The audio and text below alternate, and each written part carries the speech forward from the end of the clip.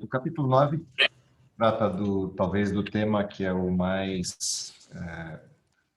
dos mais famosos aí da discussão dos eventos finais, que é a questão das leis dominicais ou do decreto dominical, como expectativa de último ato ou último momento de cumprimento profético, daquilo que define a proximidade ou a chegada do momento da vinda de Jesus. Ellen White define o decreto dominical, ou a ascensão, do decreto dominical, e a promulgação de leis de natureza universal para a observância do domingo, como sendo o último ato do drama do engano, ou seja, a última cartada de Satanás nessa batalha contra a autoridade de Deus e contra a autoridade da sua lei.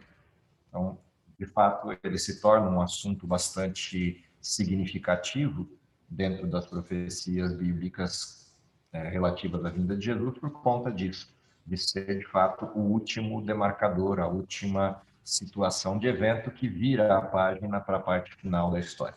Bom, dentro desse contexto, o que é interessante observar nesse capítulo que a gente estudou, leu durante a semana, em relação a leis dominicais. A primeira coisa interessante da gente observar é uma declaração que está logo no início do texto, logo no início do capítulo, sobre a atitude de Satanás frente à questão do sábado, a maneira como Satanás se posiciona frente a isso. E o texto começa com essa descrição, como um desafio, como Satanás se posicionando diante de Deus e desafiando a autoridade de Deus, e a forma como ele encontra isso na transposição do sábado para o domingo. O texto diz assim: mas o homem do pecado, exaltando-se acima de Deus, assentando-se no templo de Deus e ostentando-se como fosse o próprio Deus, cuidou em mudar os templos e as leis. E o poder tensionando provar que não somente era igual a Deus, mas estava acima de Deus. Ou seja, a maneira como Satanás usa a estrutura humana e construiu uma arquitetura de religiosidade falsa para impor o domingo, é a sua última cartada, e é o que ele vem fazendo de maneira bem empática pós-ascensão de Cristo, pós-cruz. Quando ele se dá conta de que a batalha foi perdida, a Bíblia descreve que ele tem pouco tempo pela frente, suas ações se voltam nessa direção. E há um texto na sequência desse, que é a reprodução de um texto do Profetas e Reis, que diz assim: Satanás se posicionando, eu atravessarei os propósitos de Deus, capacitarei meus seguidores a porem de lado o memorial de Deus, o sábado do sétimo dia, e assim mostrarei ao mundo que o dia abençoado e santificado por Deus foi mudado. Ou seja, a ação é direta de Satanás, a transposição do sábado para o domingo, e é por isso que o livro de Apocalipse tem essa ênfase tão precisa na questão da adoração. O que está em xeque é exatamente isso: quem é Deus? Satanás ou aquele que se apresenta como Deus para o seu povo? A batalha é na escolha de quem é o Deus desse mundo. E Satanás se posiciona como sendo o árbitro do mundo, o Deus desse mundo, e tendo maior autoridade sobre o mundo do que Deus tem. E ele afronta Deus mudando aquilo que é o símbolo da adoração a Deus, o sábado. Esse é o ataque frontal de Satanás. Daí a importância da questão dominical, a questão do decreto dominical no tema escatológico. Ele, de fato, é o confronto direto da adoração a Deus. Quando o texto segue apontando aí a história de como se dará o processo do decreto e como esse assunto vai se desenvolver no mundo, há uma outra questão levantada no texto de que, embora existam muitas divergências entre pontos doutrinais, seja do catolicismo e o protestantismo, ou entre o protestantismo e o adventismo, a questão principal que se dará no tema todo da discussão é o ponto do sábado. As outras divergências doutrinais, elas são marginais, elas são secundárias, elas não entrarão no litígio. O litígio se dará em função do sábado. E é interessante porque quando a gente analisa o protestantismo moderno, o mundo evangélico como se apresenta hoje, existe uma ênfase muito grande nessa questão de que a observância da lei de Deus implica legalismo e farisaísmo na visão moderna, ou na abordagem moderna. É interessante que a discussão nunca foi a lei de Deus. O mundo protestante ou o mundo evangélico não questiona a situação do adultério, do roubo, da morte, ou a situação de adorar a Deus como único Deus, ou a idolatria. Esses pontos não têm divergência. O único ponto na lei de Deus que oferta divergência com o mundo evangélico e protestante é o quarto mandamento. Portanto, o ataque nunca foi à lei, foi ao sábado. Assim como o ataque à autoridade de Deus, ele é disfarçado por outros elementos. Então, isso é interessante de observar na construção que se faz em termos ideológicos ao longo do tempo para essa convergência ao domingo e o debate contra o sábado. A ponto de que, em um momento específico na história, como a gente viu na descrição do texto, protestantismo e catolicismo se aliarão para formar uma base sólida de implantação do domingo ao mundo inteiro, como uma proposta de observância hegemônica. E essa união entre essas estruturas só é possível porque os elementos periféricos da doutrina são marginais. E aquilo que os une de forma central é o dia de observância, o dia de guarda, que une tanto protestantes quanto católicos numa mesma direção. E essa percepção histórica da unidade de todos nisso que é a transição do sábado para o domingo, vai se consolidando conforme o tempo vai passando, de maneira cada vez mais clara. No texto, a gente tem uma questão histórica interessante retratada aqui, que é, na década de 80 do século XIX, você vai ter uma tentativa de implantação de decreto dominical, ou um levante nessa direção, por alguns governantes americanos. E esse debate começa a se aflorar em vários lugares na América, como uma possibilidade de implantação dominical. Parte sul dos estados do sul da América tiveram isso com um pouco mais de ênfase do que os estados do norte, mas, de qualquer forma, houve um movimento nos anos 80 até os anos 90 nessa direção. E aí o texto destaca algumas questões importantes da gente observar. Primeira questão importante é que, nessa época, o assunto da liberdade religiosa vem à tona. E Ellen White começa a escrever conselhos à igreja da época, à liderança da igreja da época, sobre o posicionamento da igreja em defesa da liberdade religiosa. E os textos são bastante contundentes nessa direção, ela chega a provocar a igreja no sentido de que não fique parada, de que não cruze os braços diante das potenciais ameaças de um decreto dominical, e ela dá uma razão para isso, inicial. A razão inicial é que não havia chegado o tempo do decreto. Não era o momento para um decreto dominical, ainda havia espaço para a pregação do evangelho e a obra de Deus deveria se expandir.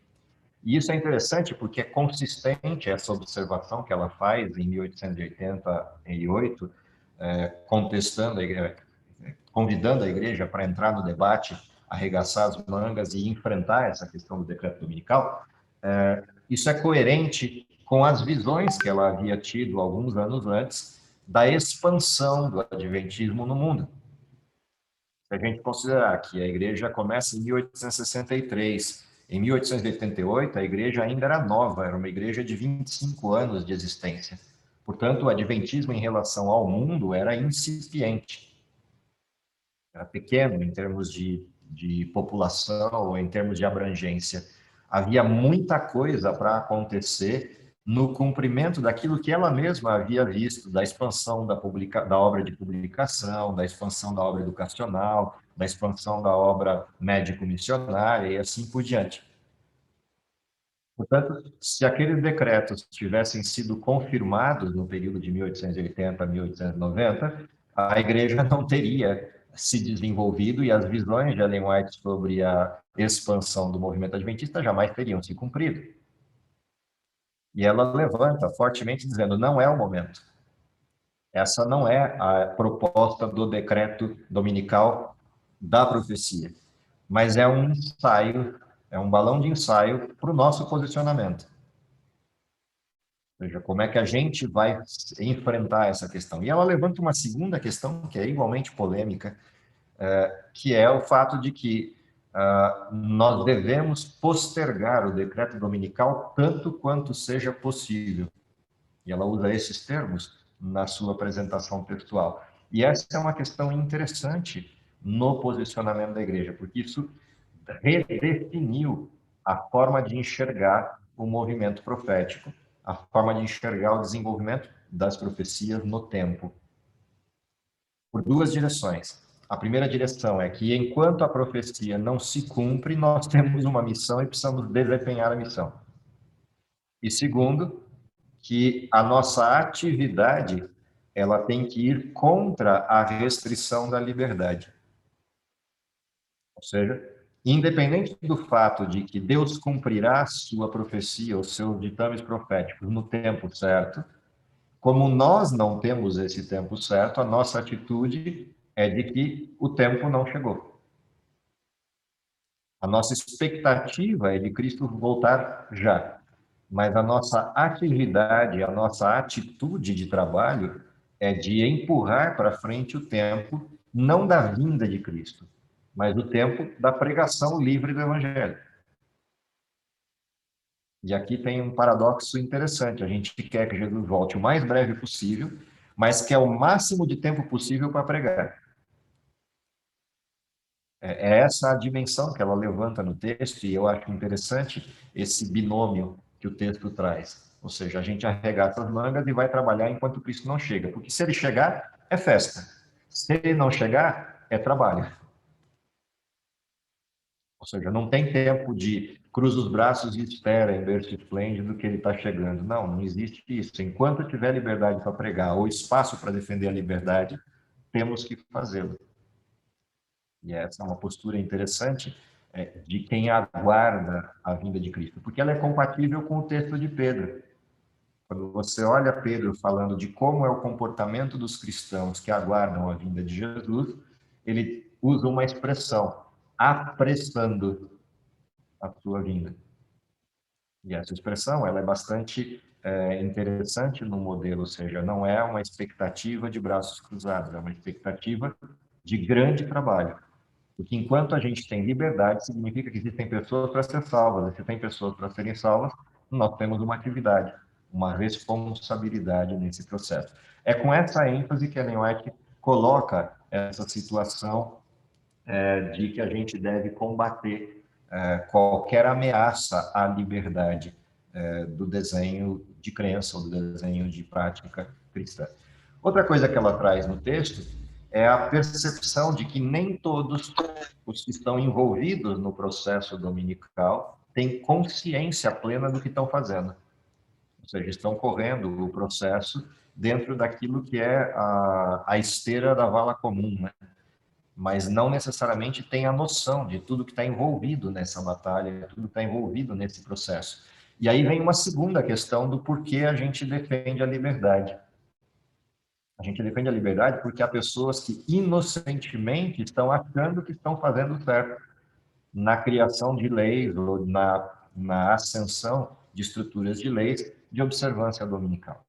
E alguns desses podem ser convertidos à verdade, no sentido de perceberem que aquela atuação não faz parte dos desenhos que eles achavam que estavam defendendo.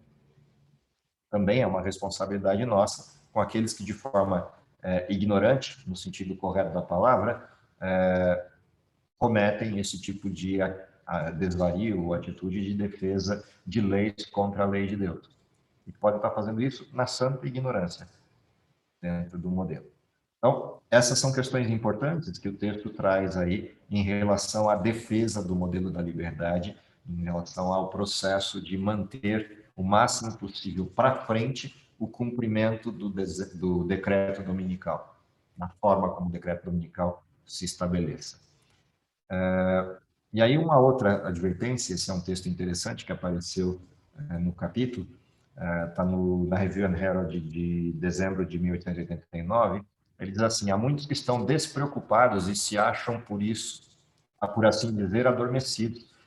Eles dizem, se a profecia predisse a imposição da observância do domingo, a lei certamente será promulgada, e, tendo chegado a essa conclusão, assentam-se em calma expectativa do evento, confortando-se com o pensamento de que Deus protegerá seu povo no tempo de angústia. E aí vem o texto que me chama a atenção.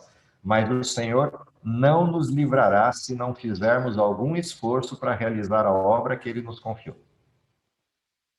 Ou seja, o trabalho é um trabalho de quatro mãos.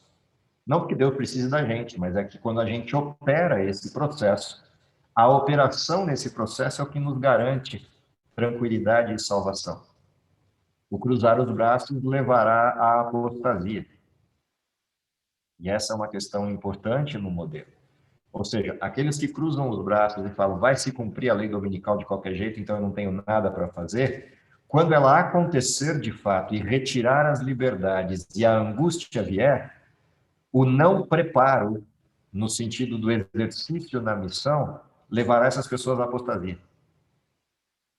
E essa é uma advertência importante dentro do desenho. Ou seja, nós somos os atalaias de verdade e temos que usar dessa responsabilidade como um processo, inclusive, de proteção. Não a proteção de que o decreto não venha, mas a proteção do que virá junto com o decreto, no sentido de que o exercício da luta pela liberdade, da luta pela liberdade de consciência, dará a tenacidade, dará a condição de vigor para suportar quando o decreto de fato for implementado. Isso é importante nos textos que foram levantados nessa semana.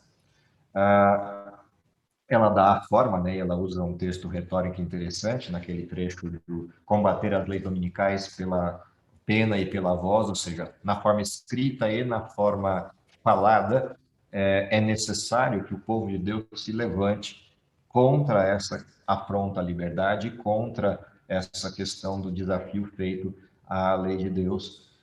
E aí aparece um texto interessante aí no meio do capítulo, que é a questão do voto, a questão da representação secular. E Ellen White adverte de que pessoas que não defendam a liberdade, que não sejam minimamente defensoras daquilo que é a liberdade proposta por Deus para os seus filhos, essas pessoas não deveriam ocupar cargos oficiais a partir do nosso voto. Ou seja, aquela questão das campanhas eleitorais, do voto consciente, tem uma advertência religiosa para nós quanto a isso, que é votar consciente a respeito de quem é que defende os interesses da liberdade de fé e prática.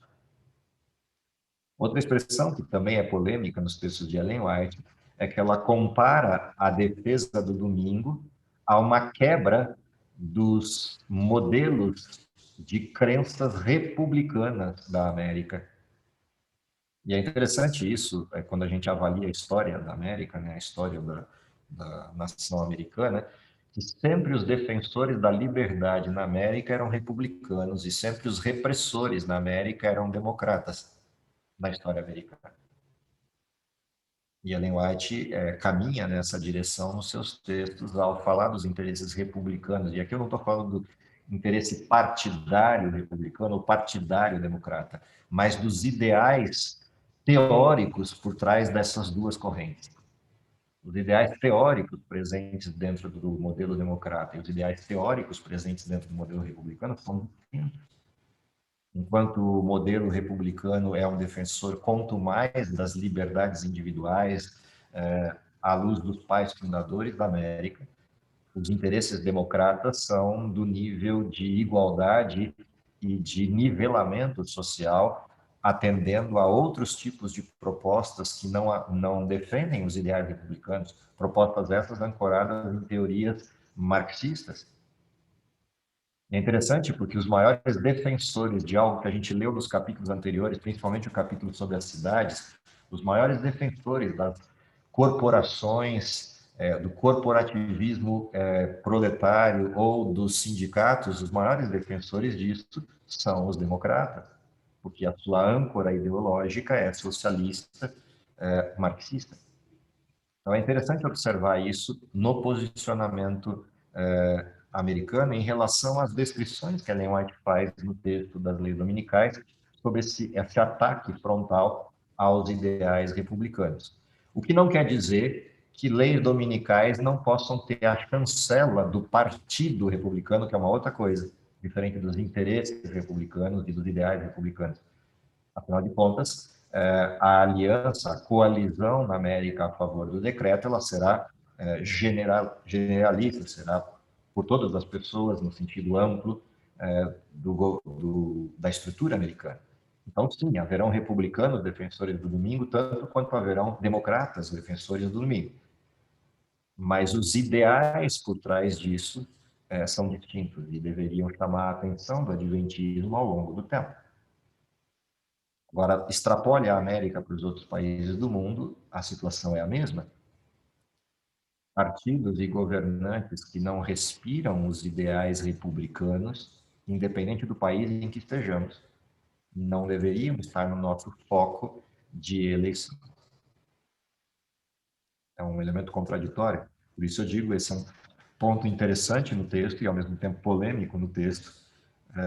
Embora o texto não discuta e não deva discutir, nem a igreja discutir questões político-partidárias, questões de natureza ideológico-partidárias devem ser de nossa atenção. Porque são elas que ancoram as decisões que as pessoas tomam depois de eleitas e dentro das estruturas de Estado. Ela mais termina esse bloco, né, pontuando de maneira muito clara que naquele momento específico da história, o povo de Deus deveria se mobilizar para derrotar o processo que estava começando a se instalar de uma lei dominical antes que ele crescesse, antes que ele se avolumasse. Essa deveria ser a postura da igreja. Mas aí ela volta com outros textos que apareceram para a gente observar, que é, sim, apesar daquela luta que aconteceu nos anos 80 e 90 contra a lei dominical, que as leis dominicais que se tentavam instalar dentro do desenho americano, e ter vencido essa batalha naquela época, ela reafirma a lei dominical virá, e virá pela América do Norte, como está profetizado em Apocalipse 13, na sua segunda parte, ou seja, é dali que vem o processo, é dali que virá a lei. Então, não adianta ter outro tipo de expectativa de que venha de algum outro lugar, não, é da América que virá. E virá por uma aliança binomial, a aliança entre o protestantismo apostatado e o catolicismo romano. É a aliança entre esses dois elementos que produzirá a sustentação na América para o estabelecimento de uma lei dominical. Afinal de contas, num país como a América, a lei não pode ser imposta de cima para baixo como um processo arbitral. A nação não aceitaria isso. Então, é necessário que exista uma aliança e um conformismo com a questão, uma conformidade com a questão, que envolva tanto protestantes quanto católicos, nessa situação do domingo, e mais do que isso, os envolva na direção de se adiantarem ao Estado solicitando leis dominicais. E aí aparecem coisas interessantes no texto de Ellen White, reforçando essa tese de que a população solicitará ou incentivará seus governantes à produção de leis. E, por sua vez, esses governantes, tentando se manter ativos, vivos dentro da sua situação eleitoral, cederão a essa questão, alterando a Constituição americana e construindo leis que reprimam a liberdade ou obriguem as questões relativas ao domingo, principalmente relativas ao não trabalho ao domingo, mais até do que a questão necessariamente de uma obrigatoriedade religiosa no domingo. Mas há uma coisa interessante nessa apresentação, que são os argumentos que ela traz em tela para essa promoção da lei dominical. Um desses argumentos, que é o primeiro que ela traz num dos textos, num dos manuscritos, é a questão das calamidades que se avolumam na Terra. Eventos de natureza estruturante do planeta que, de alguma forma, mostram um desequilíbrio na ordem natural das coisas. E isso atrelado a uma possível transgressão do domingo. É um dos elementos de destaque como argumentos para a defesa do domingo. Um segundo elemento de destaque que é trazido é a questão do avanço da corrupção, da maldade, da violência no mundo, como resultantes da profanação do domingo, e como itens de ancoragem para isso. Traduzido isso do século XIX e início do XX para os anos do século XXI, é interessante observar esses fenômenos, porque a agenda que a gente vem observando na defesa de uma terra sustentável, seja nos órgãos oficiais, ou seja nas cartas enciclicais, nas cartas produzidas pelo Vaticano, elas dão conta de que as grandes catástrofes e calamidades que a gente tem enfrentando são de interferências do ser humano na questão climática e ambiental, e que se a gente paralisar o domingo, na carta, por exemplo, da Laudato Si do Vaticano, a paralisação do domingo seria uma ótima oportunidade de resgate da questão ecológica do planeta e, consequentemente, diminuição das calamidades. E aí há uma vertente interessante na associação dessas duas ideias, que é a ideia religiosa, mas com uma roupagem que atenda a uma agenda comum que a população acate, independentemente de qual seja o seu perfil religioso. E uma agenda que é facilmente acatada por estruturas governamentais. Na segunda questão, que é a corrupção se alastrando e o processo da violência se alastrando, vem uma segunda questão presente nessas cartas enciclicais, que é se a gente incentiva as pessoas a desenvolverem religiosidade, encontros familiares, congraçamento entre os povos, amizade cidadã, um dia de paralisação para que as pessoas pudessem usufruir das relações sociais seria interessantíssimo para aumentar a condição de amistosidade entre as pessoas e o desenvolvimento da fraternidade. Esse discurso presente nas cartas apostólicas do Vaticano é aderente a essa descrição de que a corrupção e a maldade sustentam a necessidade de um dia de paralisação, um dia de observância. E tudo isso tem um apelo social muito forte, que justificaria porque a sociedade chegaria aos governantes para solicitar um dia de não trabalho, um dia de paralisação, para todos esses tipos de atividades poderem acontecer. Proteção do clima e das igrejas, congraçamento familiar, etc. Então, são elementos interessantes que aparecem aí nas descrições de justificativa para o decreto dominical. E aí, o texto verte para a questão da aliança, né, a aliança entre o romanismo e o protestantismo, com uma questão importante no texto, de que essa aliança não implicará em sedição do romanismo. Ao contrário, é o protestantismo, o mundo evangélico, que fará cessão aos seus valores e às suas crenças, porque o romanismo nunca muda, ele persiste o mesmo. Embora ele tenha uma fachada externa que possa sofrer alguma modificação, a sua estrutura doutrinal, seus dogmas centrais não se modificam. Então é necessário que o protestantismo mude, e aí aparece no texto uma referência importante: a adoção de ideias liberais por parte do protestantismo conduzirá ao ponto em que possa apertar a mão do catolicismo. Ou seja, existe uma agenda aqui. E a Ellen White já falou dessa agenda no capítulo anterior, quando a gente estudava os textos dela no capítulo anterior, sobre as cidades. Existem nas cidades, como crescente, uma agenda liberal contra os valores cristãos. E os protestantes têm adotado essa agenda. E nessa adoção, eles se aproximam muito do romanismo e das possibilidades de sedição ao romanismo. Porque o romanismo tem uma agenda liberal de acordo com seus interesses. Ele não é conservador no sentido das estruturas comportamentais humanas, muito pelo contrário, ele não interfere no comportamento humano nas suas escolhas pessoais. Apenas coloca à disposição do ser humano uma porta aberta para resolver os meus problemas com o pecado. Essa proposta de barganha com o pecado, que é a âncora do desenho medieval, ou seja, para cada pecado tal preço, essa forma de barganhar perdão, ela é uma forma que avilta a questão da graça e a questão do sacrifício de Cristo, ao mesmo tempo que produz uma ausência completa de compromissos religiosos, algo presente na agenda liberal. E o protestantismo, outrora conservador com os comportamentos religiosos e comportamentos espirituais, se torna cada vez menos rigoroso nessas questões e cada vez mais inclusivo a questões dessa natureza. E a graça, ela vai tomando um perfil diferente, um perfil totalmente adulterado, que é a graça Papai Noel, que perdoa tudo sem qualquer comprometimento. E essa é uma transição importante para essa questão da aliança entre o romanismo e o protestantismo, presente aí nas advertências que a gente tem no texto.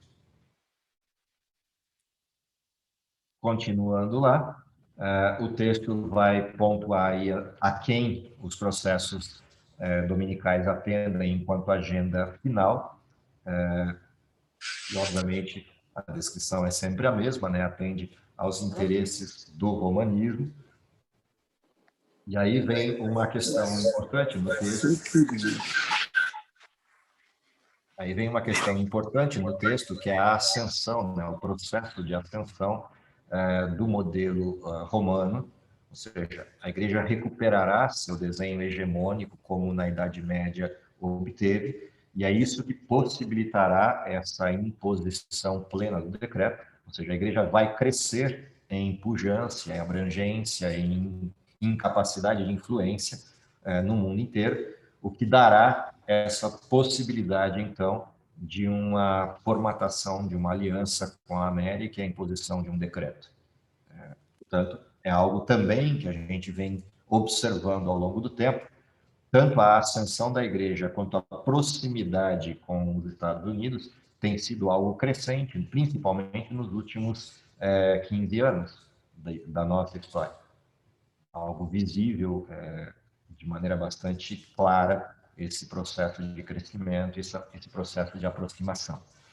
Há uma questão de descrição histórica, histórico-profética aqui, de que quando o decreto dominical se implantar na América, a resultante do decreto dominical é uma apostasia nacional.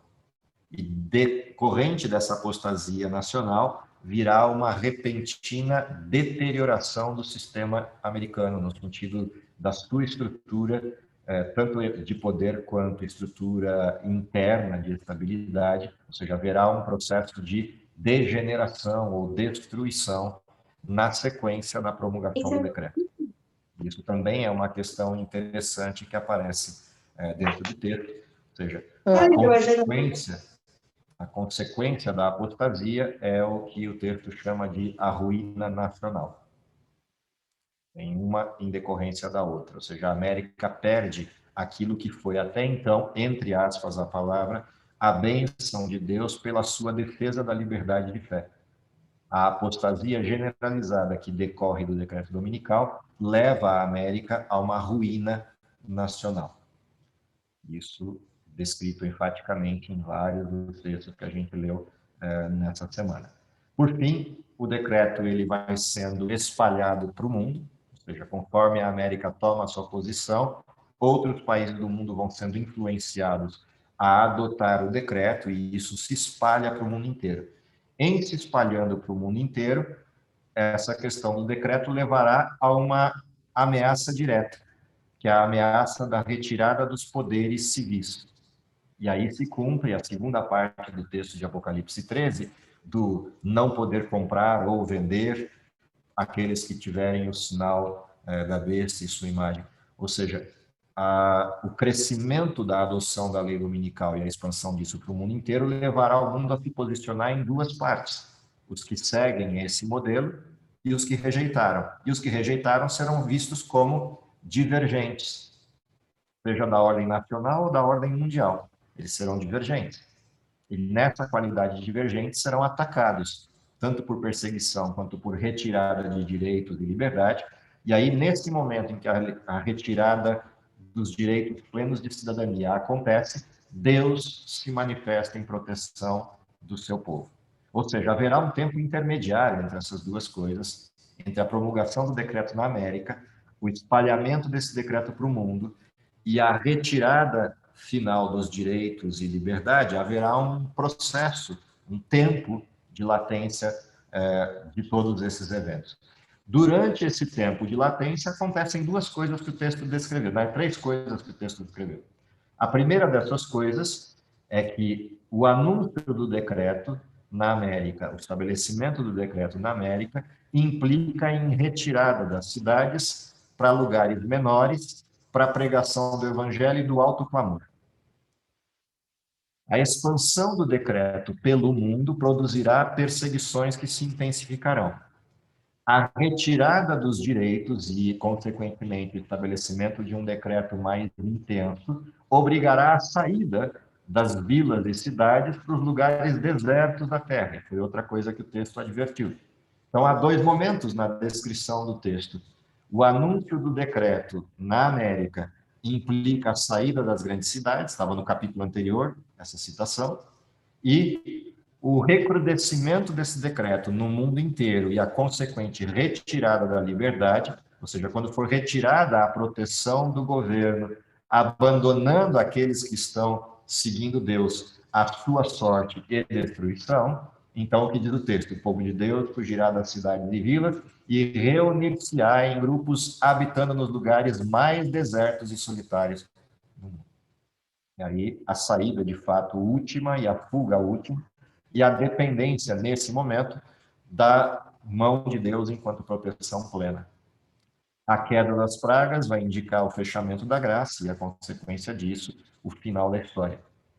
Então, aqui também tem uma sequência interessante de textos com algumas advertências importantes para esse período último da história. O último destaque que eu faria ao texto é o conselho de prudência que Ellen White faz exatamente por causa desse período de transição. Enquanto o decreto é promulgado na América e vai se propagando ao mundo, numa primeira fase do decreto, a questão é a observância do domingo e não a proibição do sábado. E isso são coisas totalmente diferentes. Não existe nenhum pecado em pararmos de trabalhar ao domingo, ou até mesmo de nos reunirmos como efetividade religiosa, se essa é a condição de todo mundo no mundo inteiro.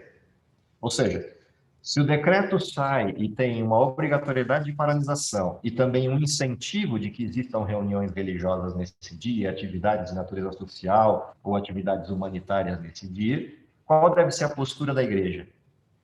Desenvolver essas atividades, não trabalhar aos domingos como forma de afronta aos que estão guardando o domingo, ou seja, se eles pararam, paramos também para não afrontá-los.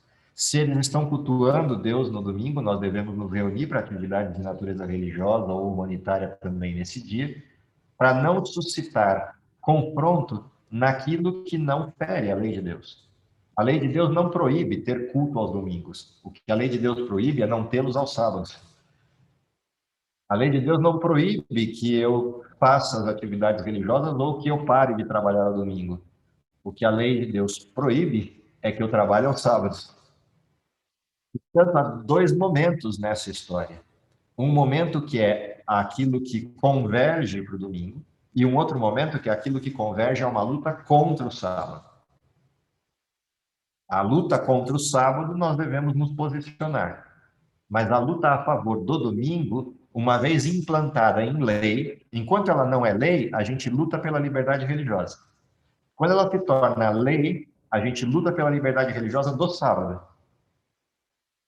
E se tiver que parar no domingo, para no domingo.